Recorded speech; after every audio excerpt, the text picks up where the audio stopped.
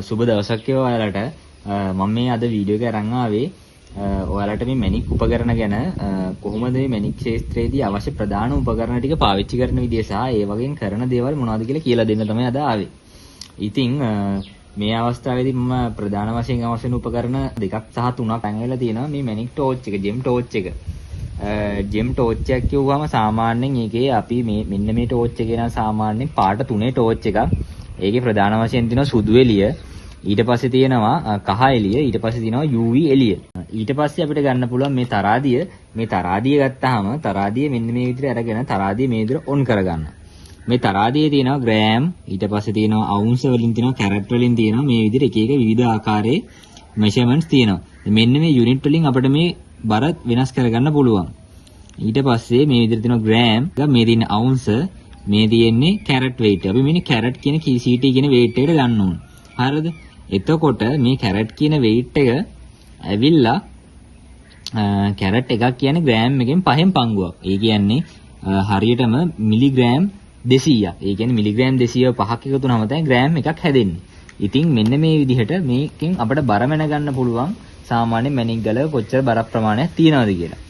එතකොට ඊළඟට අපිට අවශ්‍ය වෙන දෙයක් තමයි මෙන්න මේ ට්විසර් එක. මේ ට්විසර් එක අපිට වැදගත් වෙන්නේ මැණික් ගලක් හොඳින් අල්ලා ගන්න. සාමාන්‍යයෙන් ඇඟිලි වලින් අල්ලා ගන්නවට වඩා මෙන්න මේ විදිහට මැණික් ගලක් හොඳින් අල්ලා ගන්න පුළුවන් මේ ට්විසර් එකක් භාවිතා කරලා. මොකද ට්විසර් එකකින් අල්ලපුවාම අතේ තියෙන කුණු ඒ වගේම අනිත් යම්කිසි අපද්‍රව්‍යයක් තියෙනවනම් මේ ගලේ මැණික් ගලේ ගෑවෙන්නේ නැහැ. හරිද?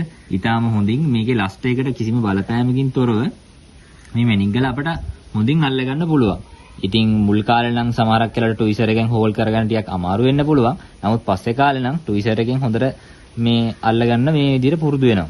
ඒ වගේම ඔයා තාම ආධුනික කෙනෙක් නම් ඔයාට මේ ට්විසර් එකට වඩා මෙන්න මේ ලොක් එකේ ට්විසර් එකක් තියෙනවා. එතකොට මේ ලොක් එකට එන ට්විසර් එකට ගත්තොත් එහෙම මෙන්න මේ විදිහට මැණික් ගල හිමින්සරේ අල්ලගත්තා. ඊට පස්සේ අවශ්‍ය විදිහට ලොක් එක දාගත්තා.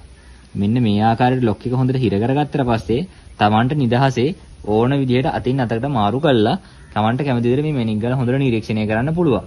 ඉතින් මෙන්න මේ විදිහට තමයි මෙන්න මේ තියෙන උපකරණ ටික පාවිච්චි කරන්නේ.